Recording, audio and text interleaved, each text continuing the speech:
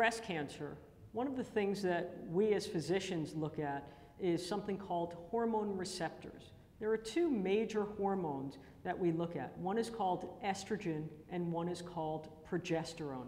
And those are two hormones that once we remove the cancer, it's examined to see if it is what we call sensitive to either one of those hormones.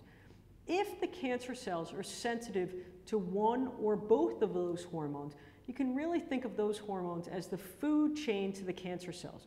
So the cancer's growing because those hormones are stimulating it to grow. Even though the cancer is removed surgically, we want to do something to decrease the risk of that breast cancer coming back. One of the possible treatments that we use is what we call hormonal.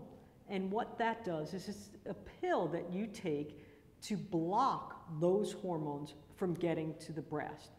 There's two major classes of pills used in that arena. One is what many women know of, something called tamoxifen. And that's really a drug that we use now in premenopausal women, young women who are still getting their periods. And that is really the choice that we have for premenopausal women.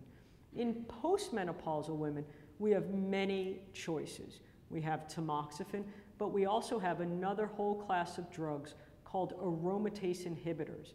They actually have the same result in blocking these hormones from getting to the breast. They work in a different way. So they get to the same result in a different way. We know through studies that have been done that they actually have slightly better results than tamoxifen. So when we can use those drugs, we prefer to use those drugs over tamoxifen.